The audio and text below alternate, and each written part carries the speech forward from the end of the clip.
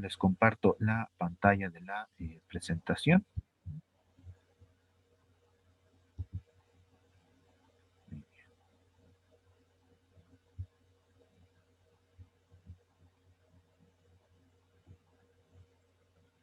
Bueno, entonces aquí tenemos la práctica número 4, que si checaron el video, pues bueno, es una práctica bastante interesante, en donde se tienen que tomar una serie de factores, ¿no? Muy en cuenta. En primer lugar, cómo es la sal que estamos tratando. En este caso es el nitrato de potasio. El nitrato de potasio es una sal bastante soluble, ¿no? Sin embargo, vamos a llevarla como, por decirlo de alguna manera, la vamos a llevar al límite, ¿no? Vamos a ver qué tanto se disuelve en nuestro disolvente, que es el agua.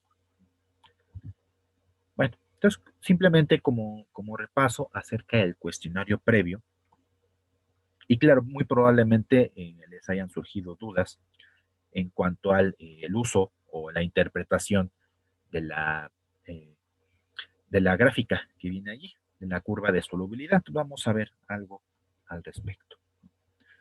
Simplemente recordamos que pues, una disolución es una mezcla homogénea en donde no podemos saber o no podemos identificar claramente a los diferentes componentes, ¿no? Que son el soluto y el disolvente. Esto ya lo revisamos, simplemente es como puro repaso.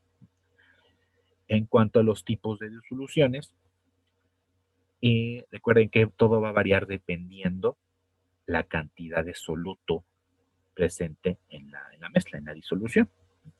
Puede ser una disolución diluida, una disolución concentrada o una disolución sobresaturada. O que también simplemente la podemos clasificar como insaturada y saturada. ¿No? Los tipos más comunes de disoluciones. En la práctica número 3 se revisó un poco acerca de las propiedades intensivas y extensivas de la materia. Simplemente como recordatorio, propiedades intensivas no dependen de la cantidad de material que estamos estudiando. Por ejemplo, la densidad, por ejemplo, la dureza, ¿no? O el punto de fusión, el punto de ebullición. O en este caso, para esa práctica, también lo es la solubilidad. ¿Sí? Y las propiedades extensivas son aquellas en las que sí dependen de la cantidad del material. Por ejemplo, la masa o la longitud o el volumen, etcétera. ¿Okay? En donde mientras más material tengamos, pues mayor será esta propiedad. Y pues recordamos el concepto de solubilidad que ya revisamos en la práctica número 1, en donde habíamos definido como la máxima capacidad de un soluto que podremos disolver por cada 100 gramos o por cada 100 mililitros del disolvente, que en nuestro caso será el agua, y lo utilizaremos como 100 mililitros de agua, la máxima cantidad de soluto que podremos disolver por cada 100 mililitros de agua. Y pues hay una dependencia de la temperatura con la solubilidad. La gran mayoría de los compuestos, ¿qué es lo que ocurre cuando aumenta la temperatura? El disolvente, cuando se ve inmerso en este aumento de temperatura, también aumenta la capacidad de movimiento o la velocidad de las moléculas del disolvente. Y al moverse más rápido se van a abrir más espacios entre estas espacios intermoleculares, que van a dar pie o van a dar oportunidad a las moléculas de nuestro soluto para poderse meter en esta red de moléculas del disolvente. Esto aumenta la capacidad de solubilizar al, a la sustancia que queremos combinar con el agua. Claro, siempre habrá algún límite en donde a partir de ahí ya no vamos a poder disolver más soluto. Sin embargo, ¿qué es lo que sucede? Nosotros, si por ejemplo estamos trabajando a temperatura ambiente, y vamos a disolver una cierta cantidad de una sal, ¿no? Digamos un cloruro de sodio o el que tratamos en la práctica, no el bicarbonato de sodio. Recordarán que llegamos a un valor alrededor de 10 gramos por cada 100 mililitros de agua, 10 gramos de bicarbonato de sodio, que era aproximadamente la solubilidad de esa sal, de esa sustancia. Si nosotros calentamos esa disolución, vamos a dar pie a que podamos disolver aún más cantidad de bicarbonato de sodio.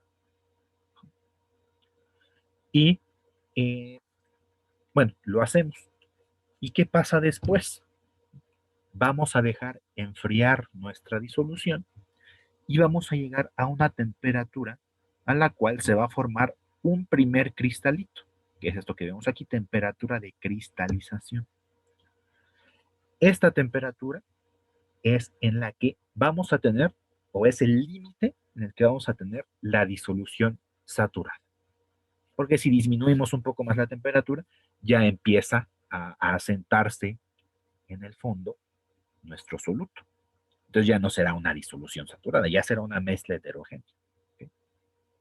Entonces la temperatura de cristalización es en la cual yo voy a ver la pequeña formación de un cristalito, del primer cristalito de la sal, ¿no? Entonces, en ese punto estamos considerando que nuestra disolución está completamente saturada. Es decir, no hay todavía un precipitado, nada que se asiente y no podemos disolver más. Estamos en el límite. ¿Sí? A esto se refiere la temperatura de cristalización. Nada más aquí, ojo. Con temperatura de cristalización no estoy hablando de temperaturas de 0, -1 o temperaturas muy bajas. ¿No? Pueden ser tan altas incluso como 50, 60, 70 grados. Todo va a depender de la cantidad de soluto y de disolvente para que nosotros podamos observar este efecto, que es de lo que se trata en la práctica. ¿No? Que nosotros estemos verificando todas las temperaturas de cristalización para una serie de tubos de ensayo con diferentes cantidades de nitrato de potasio. Bueno, está aquí, les voy a presentar la curva de solubilidad que viene ahí en la práctica. Curva de solubilidad del nitrato de sodio. Y vamos a responder algunas de las preguntas que venían allí, en caso de que hayan tenido alguna duda al momento de resolverlas. Claro, si ven que me voy muy rápido, que como que les está costando entender esta parte, me pueden detener sin ningún problema y nos regresamos, ¿sí? Para que nos vayamos un poquito más lento. ¿Sí? En primer lugar, nos preguntan si es posible disolver 80 gramos de este compuesto del nitrato de sodio en 100 mililitros de agua a 20 grados centígrados. Bueno, esta curva de solubilidad, ¿qué es lo que contiene? En el eje Y tenemos la solubilidad de nuestro compuesto de nitrato de sodio en gramos por cada 100 mililitros de agua. Esto es muy importante, ¿sí? Que esté referido por cada 100 mililitros de agua. Y en el eje X tenemos la temperatura. Por lo que, ¿qué nos conviene hacer primero? Bueno, primero marco la temperatura a la que me está diciendo la pregunta, ¿no? 20 grados centígrados. Bueno, ya está a 20 grados centígrados. Y la voy a llevar hasta chocar con la curva. Esta es la curva de solubilidad a diferentes temperaturas del nitrato de sodio. Y con esto, yo ya sé cuánto se va a disolver como máximo en mi disolución. Porque esto lo puedo corresponder al eje Y. Y como podemos ver, está un poquito abajo de 88 gramos por cada 100 mililitros. Y si la pregunta nos dice si es posible disolver 80, pues claro que sí lo podemos hacer, porque 80 está acá abajo. Podemos disolver máximo un 88, un poquito menos de 88 gramos. Entonces, 80 fácilmente a 20 grados, sí lo podemos hacer. ¿Okay?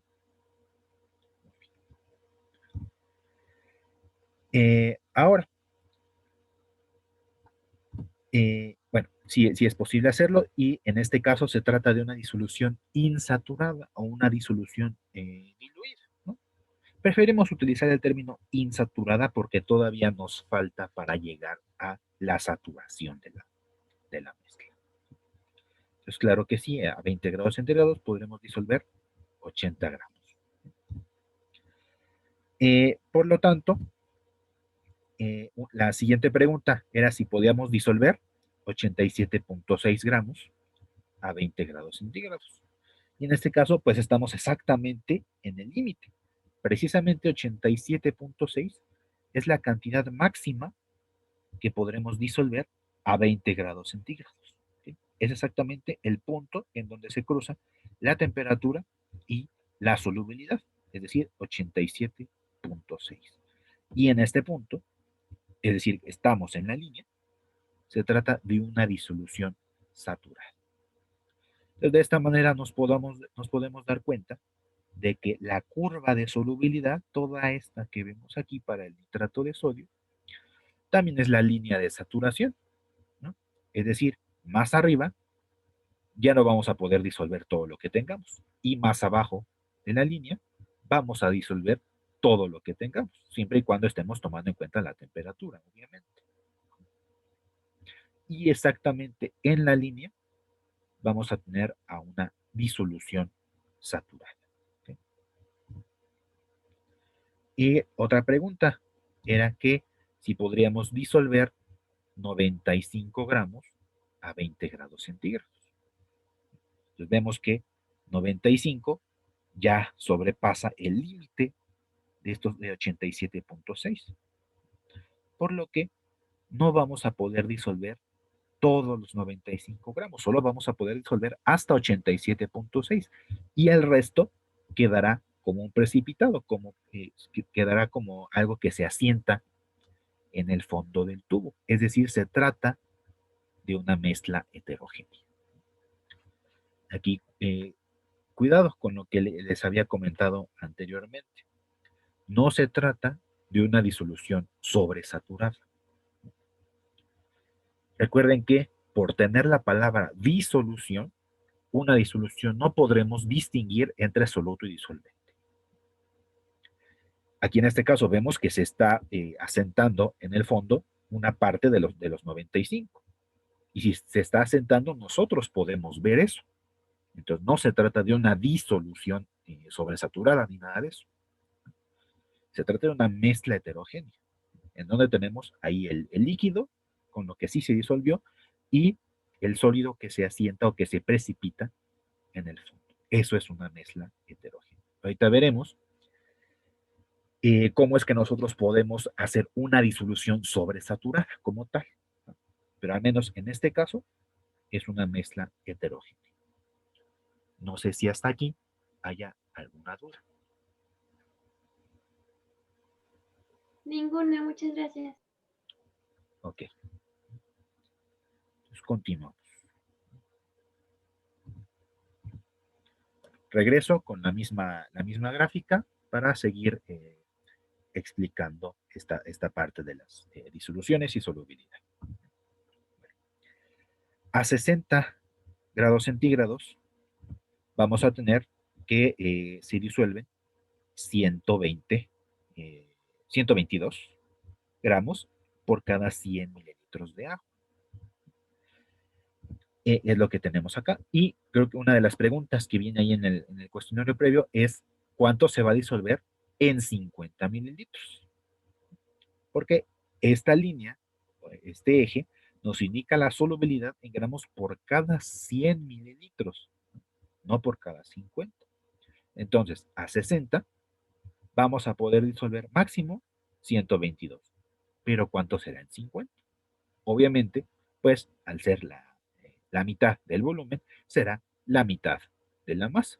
Serán 61, 61 gramos en 50 mililitros. Entonces va a depender mucho del volumen de agua que tengamos para que nosotros podamos saber cuánto se va a disolver.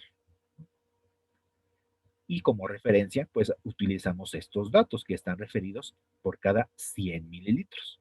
Si nos preguntaran por cada 10, por cada 15, por cada 75 o incluso por cada 200, nosotros lo podemos hacer porque sabemos el dato para cada 100. Entonces, con una simple regla de 3, podremos conocer la cantidad que se disuelve en cualquier volumen, siempre y cuando conozcamos ¿no? Solubilidad en gramos por cada 100 mililitros de agua.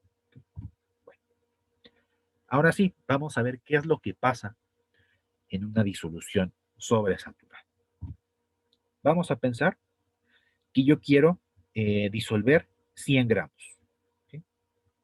Vemos que para disolver 100 gramos se requiere una temperatura aproximadamente de 38 grados. Pero no quiero hacer eso, yo quiero tener estos 100 gramos en 20 grados. Pero pues, ¿cómo? Eso va a ser imposible, ¿no? En una parte, es cierto, es imposible que nosotros a 20 grados podamos disolver la totalidad de los 100 gramos. Recordemos que a 20 gramos, 20 grados, teníamos una masa prácticamente de 88, ¿no? Entonces nos faltan 12, ¿no?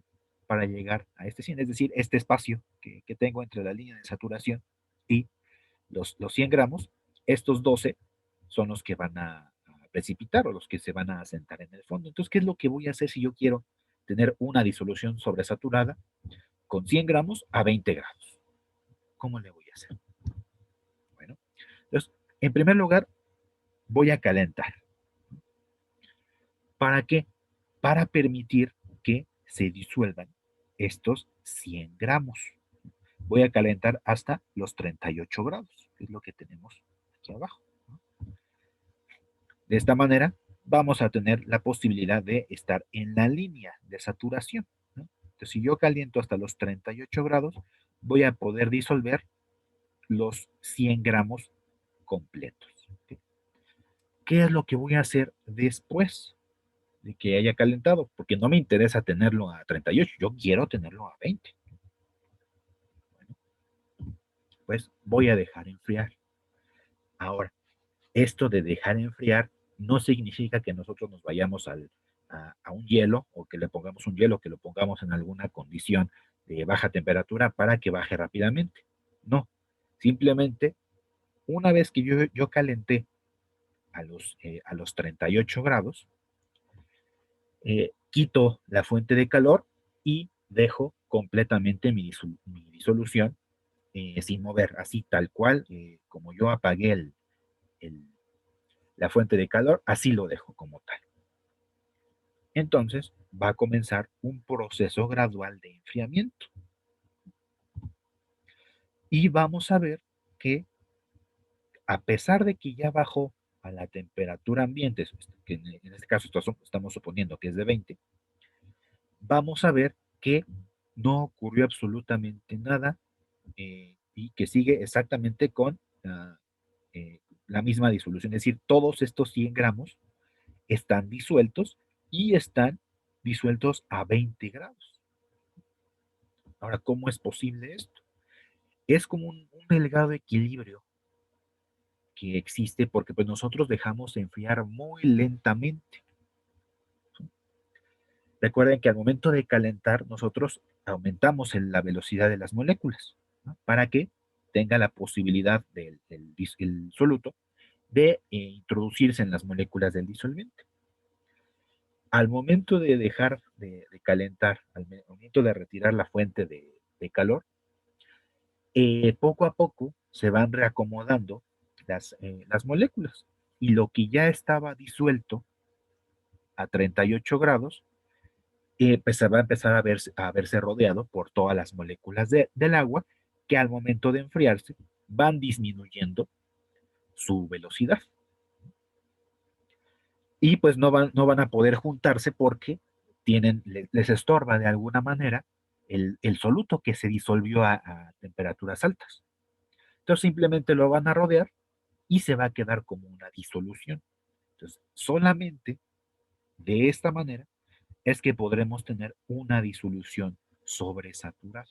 Es decir, solamente en estas condiciones, con todo este procedimiento que les acabo de platicar, es que vamos a poder disolver 100 gramos y tenerlos a 20 grados centígrados. Es decir, vamos a calentar y dejar enfriar lentamente y va a quedar como una disolución. Es decir, no vamos a notar los componentes de dicha disolución.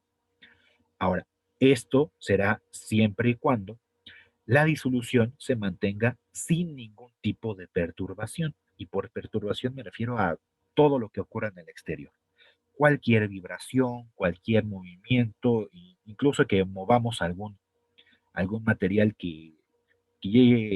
cuya vibración le llegue al recipiente donde tenemos esta disolución, porque cualquier movimiento, entonces, molecularmente, las moléculas se van a empezar a mover. Entonces ya, y al momento de juntarse el disolvente, van a expulsar las moléculas del soluto, haciendo que estos 12 gramos que había en exceso aquí empiecen a precipitar o a asentarse en el fondo. Con cualquier movimiento, con cualquier cosita que le hagamos, se va a romper este delgado equilibrio y ya no tendremos una disolución sobresaturada. Ahora estaremos en el caso anterior, ¿no? Una mezcla heterogénea, en donde este exceso, estos 12 gramos, ya van a estar asentados o precipitados en el fondo. Entonces, únicamente de esta manera vamos a tener una disolución sobresaturada. ¿Okay? Y vean que no es tan sencillo lograrlo, porque necesitamos estar en constante contacto con esta línea de saturación.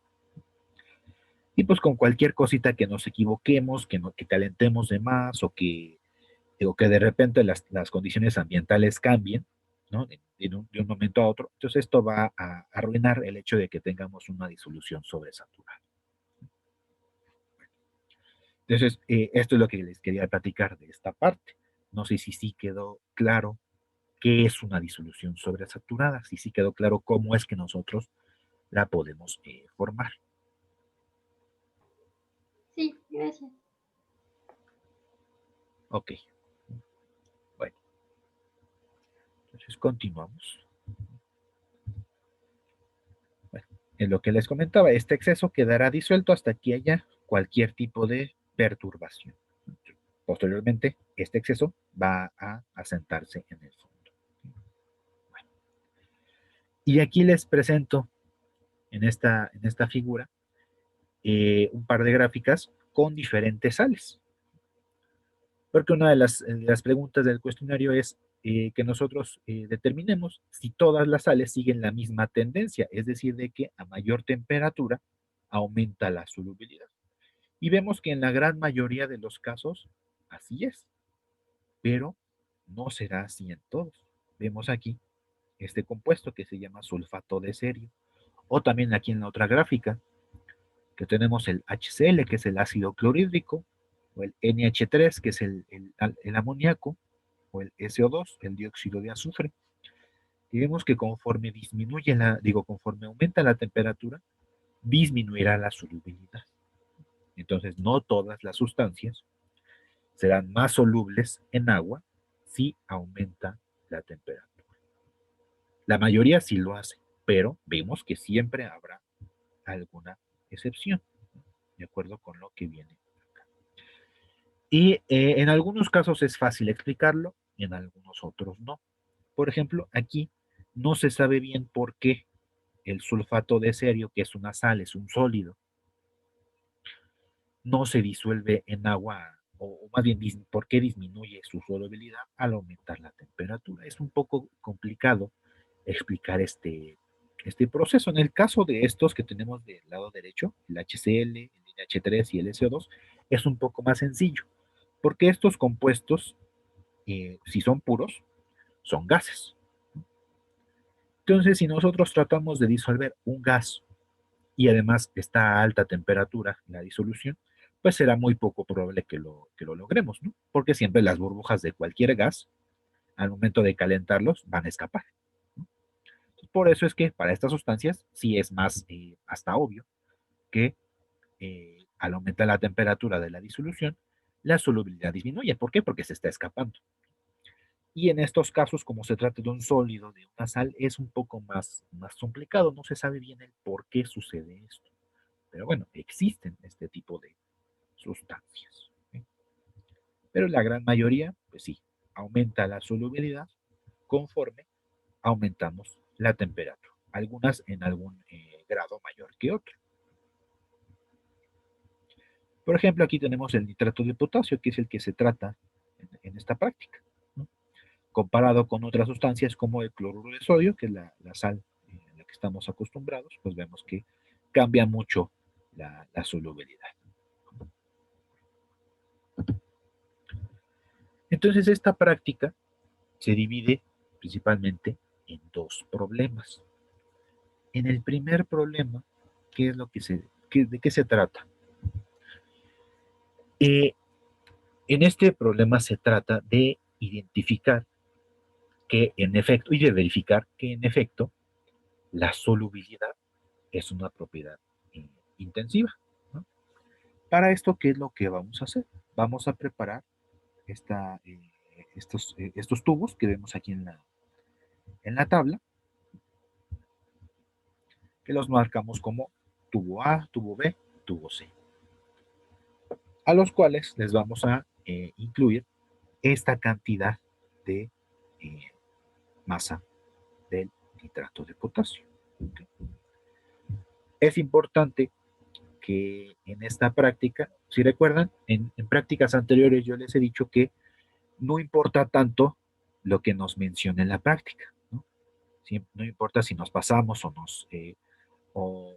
nos falta, siempre con tal de que lo registremos, es suficiente.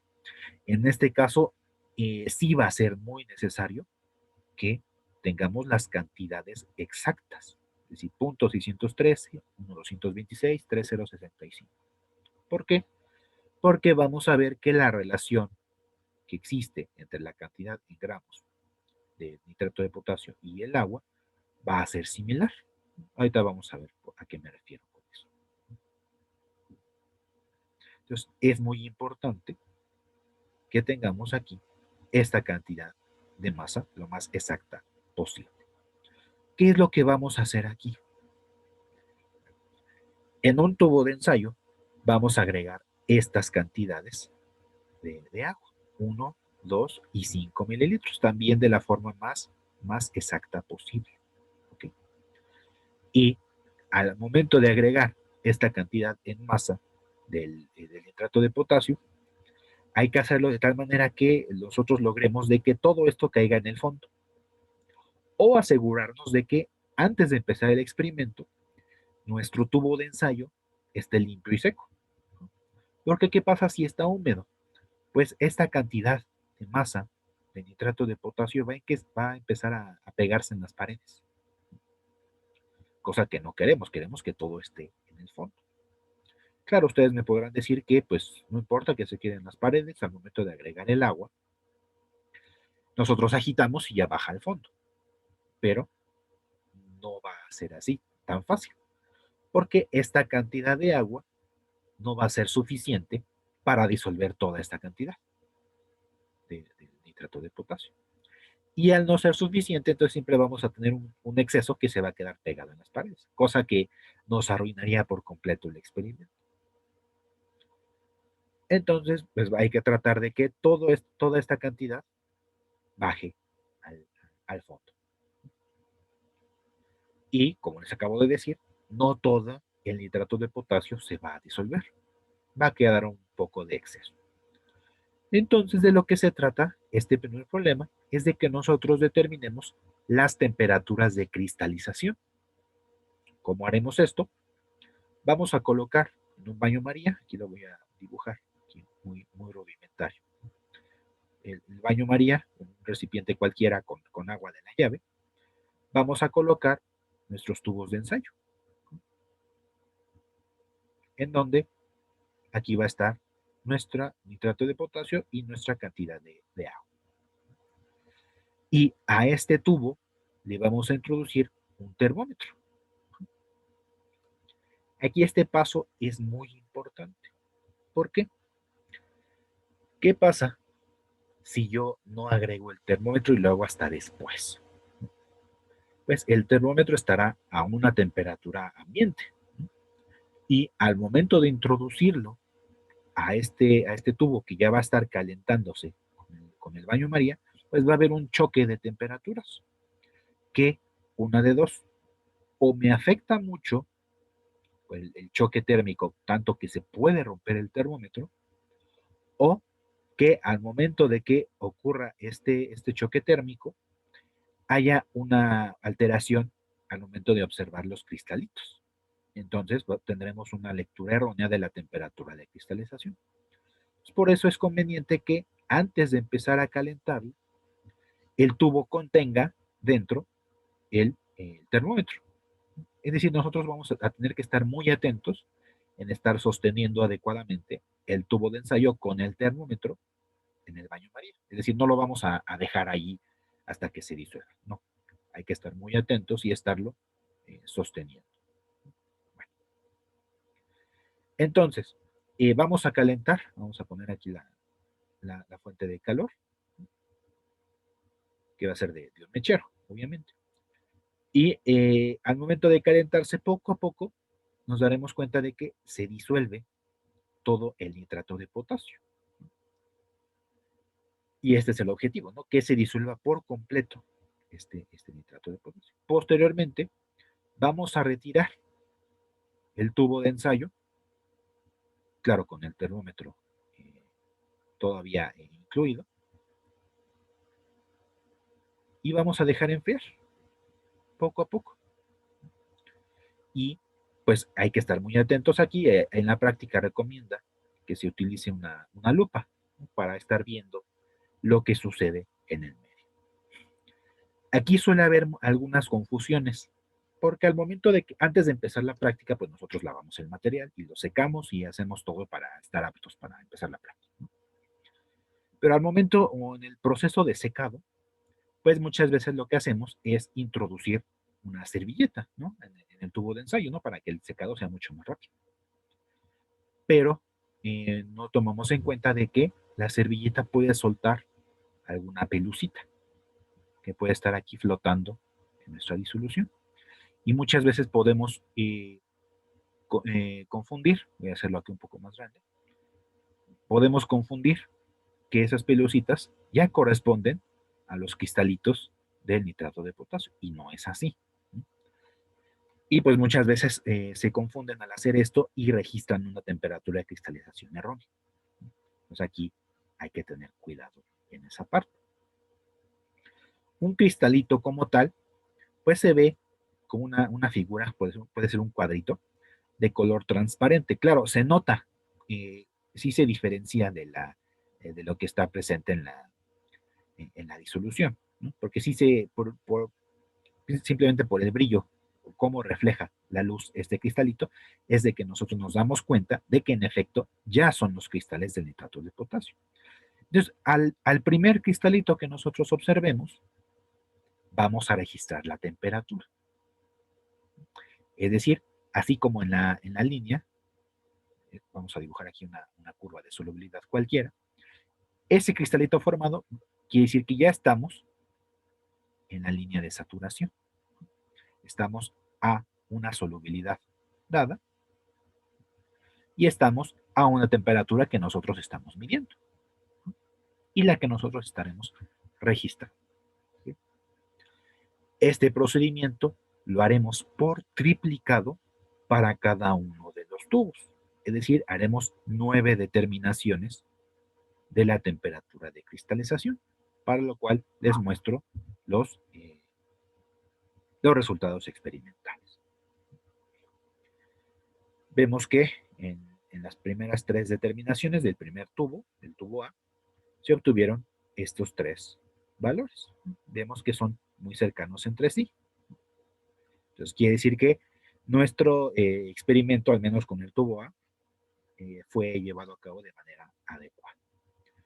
Haremos lo mismo con el tubo B. Tenemos estos 3 valores.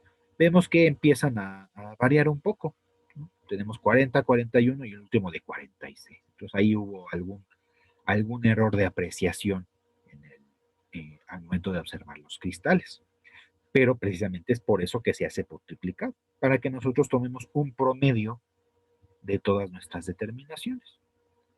Y haremos lo mismo para el tubo C, con 3 determinaciones adicionales. ¿Y de qué nos estamos dando cuenta aquí? Si vemos bien, las temperaturas, si bien obviamente varían, no lo hacen mucho. Y más esto, que es los más cercanos entre sí. Estos tres, este conjunto de datos. Está 42.5, 41 y 39. ¿Esto de qué es indicio? De que estaríamos ante un mismo valor de solubilidad. Pero ¿cómo es eso? Si nosotros pesamos diferentes cantidades de nitrato de potasio y colocamos diferentes volúmenes de agua. Ah, pero hagamos la relación correspondiente. Vamos a dividir la cantidad de gramos entre la cantidad de mililitros. Veremos que pues, en este caso queda como 0.613, ¿no? 0.613 entre 1 me da lo mismo. 1.226 entre 2, si se dan cuenta, da 0.613. Estamos en la misma relación, ¿no? Gramos sobre mililitro. Y 3.065 entre 5, pues también me va a dar 0.613. Entonces, los tres tubos tienen exactamente la misma relación, 0.613 gramos por cada mililitro. Y si es la misma relación en los tres tubos, es normal que tengan la temperatura de cristalización similar. ¿Okay? Por eso es que nos dio muy, muy parecido. Entonces nosotros lo que haremos es obtener un promedio de cada una de las series. Es decir, para el tubo A sacaremos su promedio de temperatura de cristalización, lo mismo para el tubo B y lo mismo será para el tubo C. Y lo registramos en nuestro dato, nuestro informe, nuestra bitácora, en lo que estemos utilizando. Muy bien. Bueno, y aquí les pongo una figurita de cómo es que se ven aquí los cristales. Claro, aquí ya tenemos muchos cristales, ¿no? Si lo podemos ver claramente. Y pues en este punto ya nos habríamos pasado, ¿no? Simplemente con que observemos un cristalito, como este que tenemos aquí de este lado, cuando observemos ese es que vamos a registrar las temperaturas. Y esto lo haremos en todos estos casos. Ahora, como las temperaturas de cristalización fueron muy cercanas entre sí, o prácticamente iguales, es aquí donde verificamos que la solubilidad es una propiedad intensiva, porque vemos que aunque estemos variando la cantidad de masa de nitrato de potasio o de los mililitros de agua, vemos que la temperatura como tal se conserva.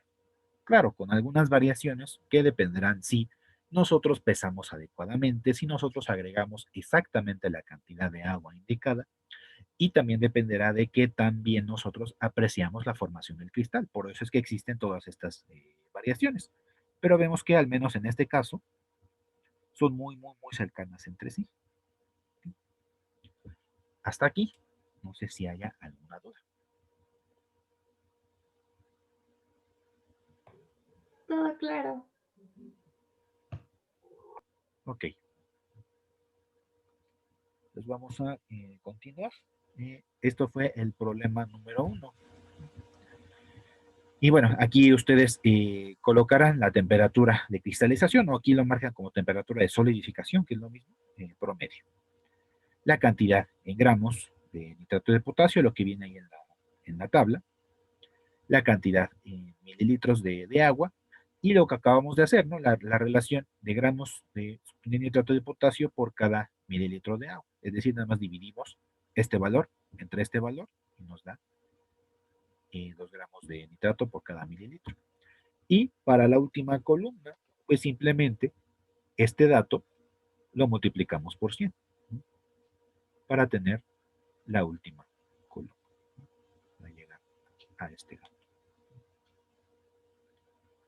Muy bien. Entonces vamos al problema número 2, en donde aquí de lo que se trata es de que nosotros obtengamos la curva de solubilidad del nitrato de potasio. Y lo vamos a hacer con diferentes volúmenes de agua y diferentes cantidades de nitrato de potasio, de la sal. Y vean que hay una gran cantidad de tubos, en donde vemos que lo único que permanece constante es los mililitros de agua. Y vamos a tratar de disolver todas estas cantidades de nitrato de potasio, ¿sí? Como lo podemos ver aquí. Y haremos exactamente el mismo procedimiento que en el problema 1. Sin embargo, aquí, como dado que son varios tubos, pues aquí cada uno de los equipos pues se reparte, ¿no? Los tubos. Si son 4 personas, pues a cada uno le tocarían 2, ¿no? Si son 3 personas, pues ya más tubos. El caso es que para que podamos realizarlo en tiempo, esta práctica, pues podremos hacer varios tubos al mismo tiempo. Y como les digo, será exactamente el mismo procedimiento que en el problema 1. Es decir, vamos a colocar nuestro baño María y dentro del baño María colocaremos el tubo de ensayo con el termómetro correspondiente para que hagamos la medición más adecuada posible de la temperatura de cristalización. Y de la misma manera que en el caso anterior, vamos a hacerlo por triplicado para evitar todas estas posibles variaciones que pueda haber en cuanto a la apreciación del primer cristalito o en cuanto a la formación a la completa solubilización al momento de calentar. Ahora, aquí vemos un par de casos muy curiosos. El tubo A y el tubo B. Vemos que sus temperaturas son relativamente bajas, ¿no? Más bajas que la temperatura ambiente. ¿Qué quiere decir esto? Que en el tubo A y el tubo B, esta cantidad la podremos disolver fácilmente en este mililitro de agua a la temperatura ambiente, que si consideramos que está alrededor de 20 a 22 grados centígrados, vamos a poder disolverlo. Entonces, ¿cómo le hacemos para determinar la temperatura de cristalización? Si lo que hicimos anteriormente es ir dejando enfriar para observar este cristalito. Bueno, pues como pueden ver aquí en los valores de la temperatura, lo que requerimos es enfriar, es decir, que esté en contacto con hielo, para que de esta manera baje la temperatura lo suficiente a estos valores, como están aquí marcados, y así podremos observar la formación del primer cristalito de nitrato de potasio. Y lo mismo, vamos a registrar la temperatura correspondiente. Entonces, en estos primeros dos tubos, ni siquiera hubo necesidad de calentarlo porque se disuelven a temperatura ambiente. Entonces aquí al contrario, vamos a tener que enfriar para que podamos observar la formación del primer cristal. En el caso de los demás, desde el tubo C hasta el tubo G, aquí sí hay que calentar, ¿no? Dado que, como ven, las temperaturas de cristalización son mayores a la temperatura ambiente. Entonces sí hay que calentar y posteriormente dejar enfriar. Aquí cuando ocupen estos datos, pues ustedes verán que aquí en el tubo D, que es este, es exactamente la misma cantidad que utilizamos en el problema 1. Entonces vamos a tomar esos mismos datos para colocar aquí nuestros valores y completar la tabla correspondiente. Aquí hubo un error, le colocaron F cuando debe ser aquí el tubo G. Y con esto, pues vamos a construir nuestra curva de solubilidad, tomando en cuenta el promedio de las temperaturas de cristalización. Esto será Bueno, ahorita les muestro la gráfica, pero mientras se las dibujo acá. Aquí irá la temperatura promedio de estas tres. Y en el eje X irá la solubilidad. Pero recuerden que estos gramos de nitrato de potasio están expresados por cada mililitro. Y recuerden que la solubilidad es la cantidad en gramos, pero por cada 100 mililitros. Entonces lo que ustedes tendrán que hacer es multiplicar estos valores por 100 para que los puedan utilizar aquí en su gráfica. Y con eso construir la curva correspondiente. Entonces, por ejemplo, aquí me quedará 21.2. ¿No? Son gramos de nitrato de potasio por cada 100 mililitros de agua. Y así sucesivamente para todos estos. Y estos valores, que es lo que les pongo acá, pues yo sugiero que cuando hagan esta tabla, escriban una fila adicional en donde pongan la solubilidad del nitrato de potasio por cada 100 mililitros de agua. Y estos valores, los de esta columna, digo, los de esta fila, son los que van a graficar aquí en el eje Y. Y en el eje X estará las temperaturas, el promedio de las temperaturas de cristalización. Bueno, entonces ya que tenemos todos nuestros datos listos, vamos a construir nuestra curva. Y aquí como se los estoy dibujando. En el eje Y estará los gramos de nitrato de potasio por cada 100 mililitros de agua. Y en el eje X será la temperatura de cristalización promedio en grados centígrados. Y aquí, ¿cómo le vamos a hacer? Bueno, todos estos puntos rojos que ven aquí, pues representan, me voy a regresar, representan a todos nuestros datos experimentales, la solubilidad y la temperatura. Entonces lo que vamos a hacer, lo que no debemos hacer más bien, es unir puntos, es decir, no va a quedar así tan bonita, bueno, sí, bueno, más bien como zigzag, no tiene que quedar así nuestra gráfica, eso no es el objetivo. El objetivo es de que nosotros veamos una tendencia, como esta línea negra que nosotros podemos ver aquí. Esta línea negra será la que más se acerque a todos estos puntos. Y que pues simplemente me representa la tendencia que tiene la solubilidad con todos los parámetros que utilizamos, con la cantidad en gramos que se disuelve y la temperatura. Entonces, cuando hagan su gráfica, no van a unir puntos, simplemente van a trazar una línea que se acerque lo más posible a todos. Esa será la curva de solubilidad. Y cosa muy importante, la vez pasada que revisamos la práctica número 3, si recuerdan, nosotros vimos todo esto de las curvas de calibración, ¿okay? En donde obteníamos una ecuación de la recta y calculábamos cosas, ¿no? Concentraciones o lo que sea, ¿no? Con ayuda de la densidad y todo eso. Aquí no vamos a hacer eso, no vamos a calcular ninguna ecuación ni nada de eso, simplemente es cuestión de dibujar la tendencia que sigue la curva de solubilidad para nuestros datos experimentales. ¿Okay? Y con esta curva podremos responder las últimas preguntas que vienen en nuestra práctica. Y para el informe correspondiente, pues será exactamente lo mismo, ¿sí? Con lo que hemos trabajado, ¿no? Puede ser PDF a mano, Word, lo que sea, el cuestionario previo, el rombo de seguridad, que en este caso es la del nitrato de potasio únicamente, todas las tablas llenas, los cálculos que se necesiten, o las gráficas en este caso, que vamos a necesitar, y las preguntas de los resultados, de cómo se van manejando todos estos datos, el cuestionario adicional, ¿sí? Lo que viene al final, y las referencias que ustedes empleen.